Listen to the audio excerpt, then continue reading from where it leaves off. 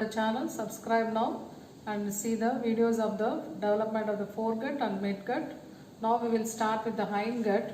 Hindgut is the part which is contained within the tail fold of the embryo. This hindgut extends from the posterior intestinal portal, which is the junction of the midgut and the hindgut, to the cloacal membrane. Cloacal membrane, which was initially in the front of the hindgut, has now shifted to the caudal part of the hindgut. From this ventral wall of the hindgut, we have the allantoic diverticulum. So this allantoic diverticulum divides this hindgut into the pre-allantoic part and the post-allantoic part. So this is the pre-allantoic part and this is the post-allantoic part. This pre-allantoic part gives rise to the left 1/3 of the transverse colon, descending colon, sigmoid colon, and the upper part of the rectum above the third Houston's valve. In this, descending colon is losing its dorsal mesentery and sigmoid colon is having its mesentery. So these are the four derivatives of the pre-allantoic part of the hindgut. Now mainly in this we will cover the post-allantoic part also. So now we will take the post-allantoic part of the hindgut. So this post-allantoic part, are you seeing? So this post-allantoic part is dilated than the pre-allantoic part and it will be called as the endodermal cloaca. So this post-allantoic part, which is called as the endodermal cloaca, is now divided by the urorectal septum. This post-allantoic part will be divided by the urorectal septum. This urorectal septum consists of three components. One vertical fold called as TOURNEUX fold and two lateral folds called as RATHKE'S folds. This RATHKE'S folds will contain the mesonephric duct and paramesonephric duct. In this, mesonephric duct will be lateral to the paramesonephric duct. We will draw the diagram, then you will understand. So this is the vertical fold we are telling, which starts exactly at the junction of the pre-allantoic part and the allantoic diverticulum. So if you see, this is the vertical fold, TOURNEUX fold.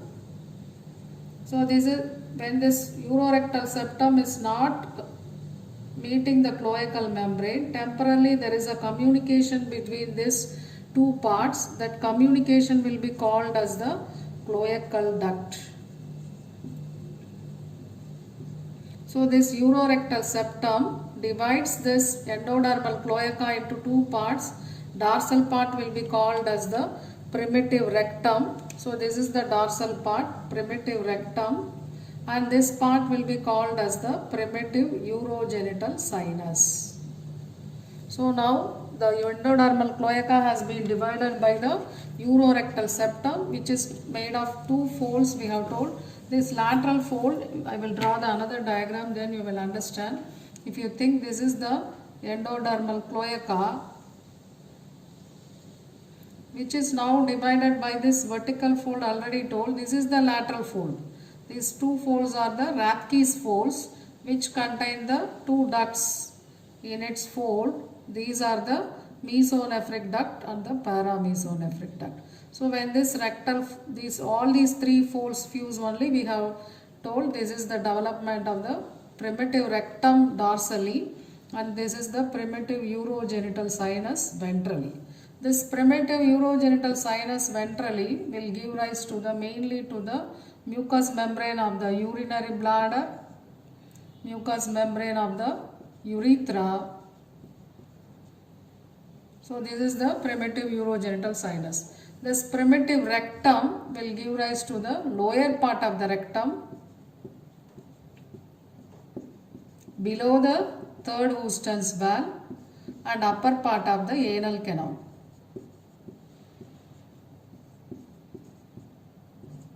So this is the These are the derivatives of the primitive urogenital sinus and the primitive rectum. Now we will see the cloacal membrane. This cloacal membrane, when this primitive rectum, this communication is closed in the lateral part, this cloacal duct is closed, so that this urorectal septum reaches the cloacal membrane. So that it will be dividing this cloacal membrane into two parts, anal membrane behind, and this will be the urogenital membrane in the front.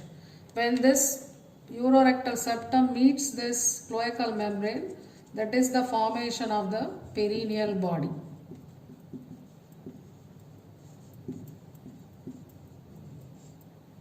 So now we will again see the summary of the endodermal cloaca. Endodermal cloaca is divided by this urorectal septum into the dorsal primitive rectum and ventral primitive urogenital sinus. This cloacal membrane is again divided into two parts,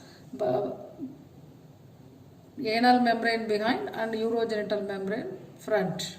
And this meeting point will be called as the perineal body. Now we will only take this primitive rectum. Primitive rectum is having the anal membrane. So this is the primitive rectum. So this primitive rectum and this is the anal membrane. There is a surface depression formed that will be called as the PROCTODEUM, which is from the ectoderm. So this lower part of the primitive rectum and this fusion of the ectodermal cloaca will give rise to the anal canal. So the junction of this endodermal and ectodermal parts of the anal canal will be represented by the Hilton's line of the anal canal. So this completes the development of the anal canal. If you see the congenital abnormalities of the hindgut development, if you think there is no formation of primitive rectum, there is only one part that will be called as the undivided cloaca. So the lower part of the urogenital system and the alimentary system will communicate and they will have the one common orifice in the perineum. So that is the undivided cloaca may be present, or will be the rectovesical fistula, rectourethral fistula. So many communications between this primitive rectum and urogenital sinus may happen, leading to so many types of the fistula in the lower part. Otherwise, between the lower part of the urinary system and the alimentary system, communications may be present. So to summarize, the students should remember the hindgut gives rise to the urinary system, a part of the urinary system, and there may be the communications between the urinary system and the alimentary system if the division is not complete. So this completes the development of the hindgut. Those who have not subscribed to the channel, subscribe now so that you will receive the everyday updates.